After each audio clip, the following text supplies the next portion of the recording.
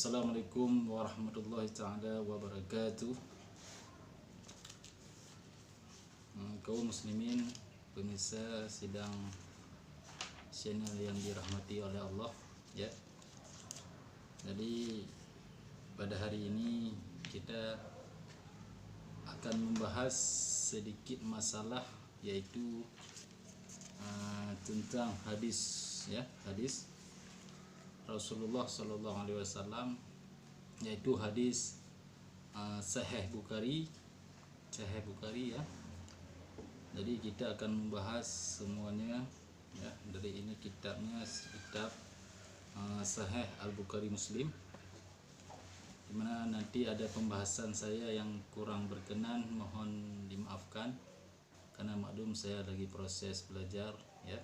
Semampu saya, sebisa saya yang dapat memberikan kepada pemirsa sekalian, semampu saya apa yang dapat saya berikan kepada kepada semuanya yang mendengar channel Pak Tun ini. Langsung saja kita bahas, yaitu wahyu yang pertama, yaitu tentang masalah amal perbuatan tergantung pada niatnya, ya. Oke, kita bacakan dulu satu hadisnya. Yang pertama, ya, mari didengarkan, disimak, dipahami, sehingga kita menjadi orang-orang yang beruntung, orang-orang yang beribadah kepada Allah. Bismillahirrahmanirrahim. Ya, sabda Nabi Rasulullah Sallallahu Alaihi Wasallam yang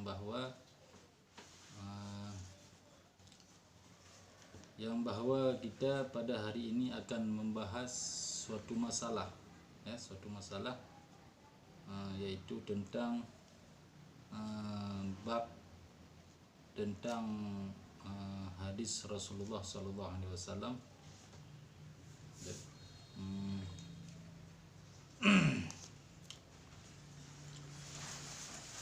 An Ibnu Hastari qala sami'tu Rasulullah Sallallahu Alaihi Wasallam yaqulu innama, ya, innama a'malul binniyat wa innama likulli imri'in ma nawa faman kanat hijratuhu illallah wa rasulih fa hijratuhu illallah wa rasulih wa man kana hijratuhu illallah wa rasulih wa man kana hijratuhu illa dunya yusibuhu aw ila amratin yankihu fa hijratuhu illa ma harjara ilahi. Sallallahu alaihi. Jadi dari Umar ibnu Khattab, ya, radhiyallahu. Jadi Umar ini adalah sahabat Nabi yang kedua secara kita lihat dari kekhalifahannya, yaitu nomor 2. Kata sahabat Nabi, beliau mendengar Rasulullah bersabda, ya, Rasulullah bersabda yang bahwa tiap-tiap amal harus disertai dengan niat, ya.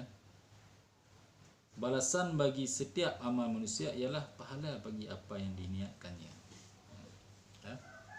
Jadi dapat kita pahami dari makna hadis ini adalah suatu niat harus disertai dengan amalan kita. Amalan kita bagaimana meluruskan amalan, niat kita, nawaitu kita bagaimana, ya. Innama a'malul binniyat, ya. Jadi sesungguhnya apa yang kita perbuat, apa yang kita lakukan, apa yang kita kembangkan tergantung sama niat kita. Bagaimana niat kita itu harus benar-benar yakin sama Allah, ya. Apa yang kita kerjakan dengan semata-mata mencari harga dunia, dengan semata-mata mengharapkan suatu imbalan, ya, yang menyangkut dengan dunia, yang menyangkut dengan uang dan sebagainya. Jadi ridha ini tergantung sama niat kita, ya. Kalau kita tidak dikasih sesuatu, apakah itu dapat memperbuat ataupun membuat kita lemah, membuat kita tidak mau bekerja, ya, mengharap cuma ada balasan imbalannya. Jadi niat itu, apa yang kita niatkan itu yang positif, maka niat tersebut akan positif.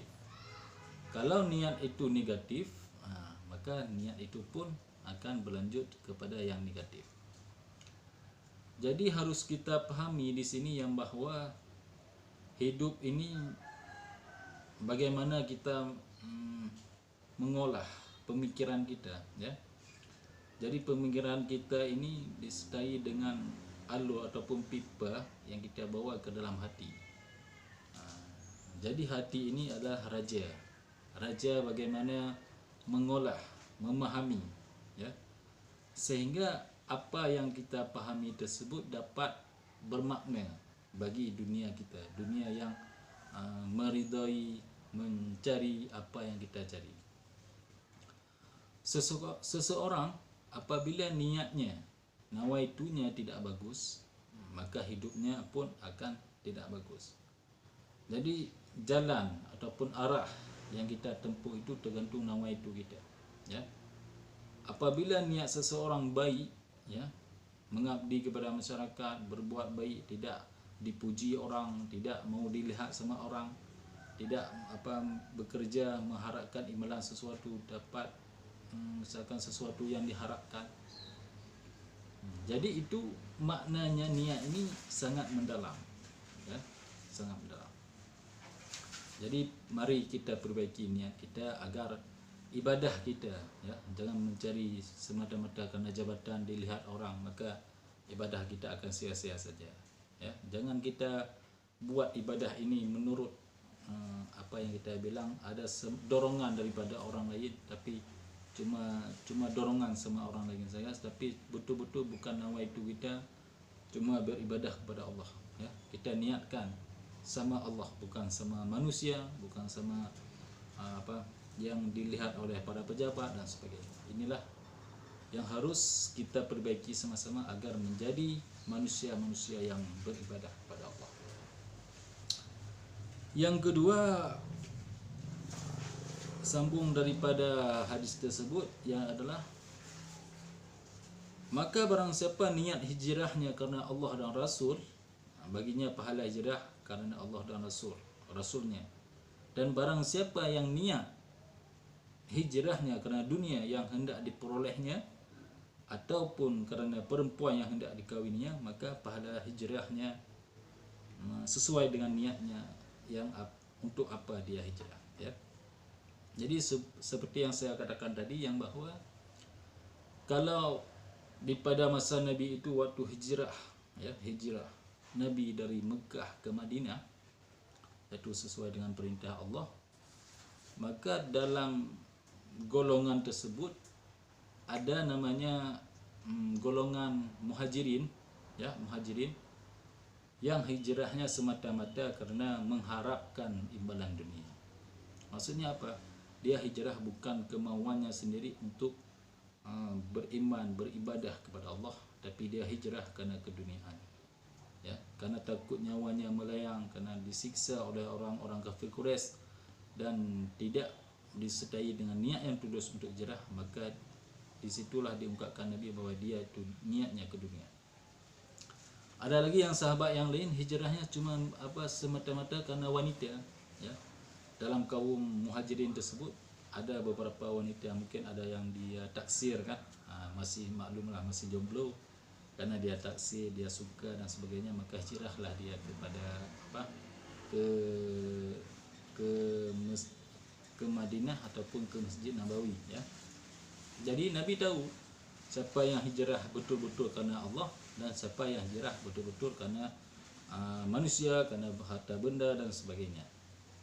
Jadi disinilah patut yang kita kembangkan, yang bahawa harus kita akui memang hijrah ini merubah, ya, merubah pemikiran seseorang. Bagaimana pemikiran itu dikembangkan, dievaluasi, dikasih tahu bagaimana cara berubah untuk hijrah dari perbuatan-perbuatan yang jahil kepada perbuatan-perbuatan yang penuh dengan ilmu pengetahuan, ya. Jadi hadis ini menyangkut sekali makna-makna kita, bagaimana kita proses dalam hidup ini, ya. Jadi kalau kita tidak betul cara niatnya, tidak betul cara kita beribadah kepada Allah, hati kita kotor, ya, masih ibadah mengharapkan dilihat, dipuji orang dan sebagainya, maka ubahlah sikap tersebut menjadi orang-orang yang betul beribadah kepada Allah. Betul-betul kita memahami, mengkoreksi diri bagaimana cara hidup kita ini berubah, ya. Dari waktu ke waktu harus berubah. Karena rugi seorang manusia apabila hari ini dia tidak berubah, apabila dia hari ini tidak mengembangkan perilakunya menjadi orang-orang yang lebih baik. Karena cukup, misalkan kalau kita bandingkan 100%, cukup 1% saja yang berubah pada diri kita, maka itu adalah orang-orang manusia yang kamil, manusia-manusia yang sempurna. Jangan jadikan hari-hari kita hari-hari yang kita bilang hari ini lebih buruk daripada hari kemarin. Tapi jadilah kita hari ini hari yang lebih baik daripada hari kemarin. Sehingga setiap detik, setiap jam, setiap menit, setiap tahun, setiap bulan dan sebagainya, kita carikan perubahan, carikan pengalaman hidup yang betul-betul sesuai dengan kriteria kita. Bagaimana merubah hidup tersebut menjadi lebih baik, menjadi berguna bagi masyarakat, menjadi motivasi dalam hidup kita, bagaimana mengembangkan suatu kepribadian kita menjadi lebih baik. Karena seseorang tersebut kalau hatinya tidak baik, kemanapun dia pergi akan dicaci oleh orang, dihina oleh orang, dijauhi oleh teman-temannya. Tapi jadilah kita manusia-manusia yang betul-betul bersikap baik, bersikap lebih ramah, bersikap lebih santun kepada orang lain, karena kita menjadi manusia-manusia yang bermanfaat bagi orang lain, dan menjadi orang-orang yang senantiasa berperilaku baik, berperilaku sopan santun, berakhlakul karimah, dan menjadi orang-orang yang menjalankan perintah-perintah Allah dan menjauhi segala-galanya. Sehingga dengan pedoman hadis ini menjadi mukjizah bagi pribadi saya sendiri. Marilah kita mengambil kesimpulan daripada hadis ini, yang bahawa hadis yang diriwayatkan oleh Umar Ibn Khattab ini, innama amalul binniyat, sesungguhnya sesuatu perbuatan tersebut, tiap-tiap amal harus disertai dengan niat yang ikhlas, yang penuh dengan dedikasi yang tinggi, penuh dengan kesabaran, penuh dengan perjuangan, ya. Sehingga kita menjadi orang-orang yang bermanfaat bagi orang lain, yang melakukan agen change, ya, agen perubahan, agen disedai perubahan tersebut menjadi orang-orang yang menyelesaikan suatu permasalahan, menyelesaikan suatu persoalan yang dalam hidup, bukan orang yang bersikap pasif, tidak aktif, tapi bersikaplah yang progres, yang ada perubahan, menciptakan inovasi efektif, ya, jadi revolusi perubahan di dalam, kita bilang dulu, di dalam rumah ataupun di lingkungan masing-masing, di tempat kita hidup, di tempat alamat kita tinggal, dan dengan energi yang positif ini bisa kita salurkan kepada orang-orang yang lain. Mungkin cukup di sinilah yang dapat saya sampaikan. Jangan lupa di like dan di subscribe, di like dan di komen, sehingga channel ini bisa lebih baik lagi, bisa bermanfaat bagi orang-orang yang mendengarkan. Karena setiap yang kita berikan, ya, hadis ini adalah hadis daripada Rasulullah, sehingga yang mendengarkan mendapat pahala, yang memberikan pun juga mendapatkan pahala, sehingga kita menjadi orang-orang yang mencari syafaat baginda Rasulullah SAW. Mungkin cukup di sini yang dapat saya sampaikan. Di bidang kurang maaf. Assalamualaikum warahmatullahi taala wabarakatuh. Ya, dadah dulu.